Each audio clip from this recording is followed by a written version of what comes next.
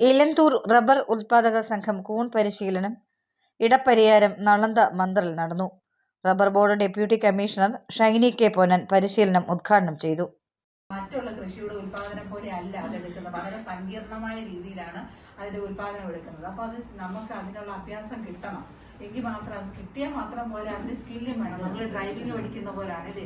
പൊതുവെ സ്ത്രീകൾ എന്താണ് പോയി ഡ്രൈവിംഗ് പഠിക്കുക, ലൈസൻസ് മേടിച്ച് വീട്ടിൽ വെക്കും. 20 വർഷമായാലും അവര് ഡ്രൈവിംഗ് ചെയ്യത്തില്ല. എന്തുകൊണ്ടാണ്? സ്കില്ലില്ല. അതേപോലെ തന്നെയാണ് ഇത് പഠിച്ചു കഴിഞ്ഞാൽ ഉടനെ നമുക്ക് അത് ചെയ്യാൻ പറ്റുകയില്ല. RPS പ്രസിഡന്റ് KG റെജി അധ്യക്ഷത വഹിച്ചു. അതിന്റെ ഒരു ചെറിയ മാറ്റം എന്നുള്ള നിലയിലാണ് നമ്മുടെ ഈ പരിശീലനം അതിൽ ഞാൻ കൂടുതൽ താല്പര്യമെടുത്തത്.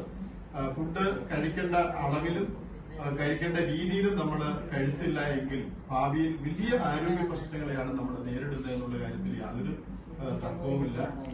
നമ്മള് ഏറ്റവും കൂടുതൽ സ്നേഹിക്കേണ്ടത് ആരാണ്? ഇപ്പൊ നിങ്ങൾക്കൊക്കെ ഓരോ സുഹൃത്തുക്കൾ കാണും, അല്ലെ? ഏറ്റവും ബെസ്റ്റ് ഫ്രണ്ട് എന്നൊക്കെ പറയാം. പക്ഷെങ്കില് ഈ ഫ്രണ്ട് നിങ്ങളുടെ ആവശ്യം കാണത്തില്ല. ഈ ഫ്രണ്ട് എന്ന് പറയുന്നത് നിങ്ങളുടെ ബോഡിയാണ്. നമ്മുടെ ഏറ്റവും വലിയ ഫ്രണ്ട് എന്ന് പറയുന്നത് എന്താണ്? നമ്മുടെ ബോഡിയാണ്. ബോഡി ആരോഗ്യപരമായിട്ടുള്ള ഒരു ബോഡി ഇല്ലെങ്കിൽ നമുക്ക് ഒന്നും ചെയ്യാൻ കഴിയത്തില്ല, അങ്ങനെ എവിടെയും പോകാൻ കഴിയത്തില്ല, ഒരു കാര്യങ്ങളും നമുക്ക് ചെയ്യാൻ കഴിയില്ല. അപ്പൊ ബോഡിയെ നമ്മൾ സ്നേഹിക്കുന്നു എങ്കിൽ നമ്മൾ എന്ത് ചെയ്യണം? തീർച്ചയായും ഈ പരിശീലനം ഇവിടെ അവസാനിപ്പിച്ച് കൂടാ. നിങ്ങൾ വീട്ടിൽ പോയി ഉണ്ടാക്കാനുള്ള ക്രിയാത്മകമായിട്ടുള്ള പ്രവർത്തനത്തിലേക്ക് കടക്കണം. അതിനാവശ്യമായിട്ടുള്ള നല്ല വിദഗ്ധരായ പരിശീലകരെ നമുക്ക് കിട്ടിയിട്ടുണ്ട്. സജി സാർ അതിനെ കുറിച്ചെല്ലാം നിങ്ങളെ പഠിപ്പിക്കും.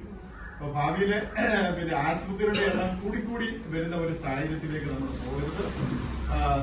അവസാനം ഈ ആശുപത്രി ജനറൽ ആശുപത്രിയാണ്. ഇപ്പം മൈക്രോ ആശുപത്രികൾ വന്നുകൊണ്ടിരിക്കുകയാണ് ക്യാൻസറിന്റെ, അല്ലെ?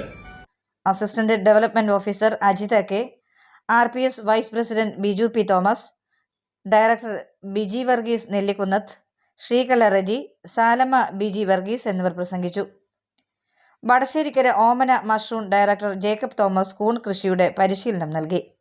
വിഷരഹിത ഭക്ഷണം സ്വയം ഉൽപ്പാദിപ്പിക്കുന്നതിന്റെ ഭാഗമായാണ് പരിപാടി സംഘടിപ്പിച്ചത്. കർഷകർക്ക് സ്വന്തമായും സംഘമായും കൂൺ കൃഷി നടത്തി വരുമാനം കണ്ടെത്താൻ ആവശ്യമായ സഹായങ്ങൾ നൽകുന്നതിന്റെ ഭാഗമാണ് ഈ പരിശീലനം. 9 മലയാളം ന്യൂസ്, പത്തനംതിട്ട.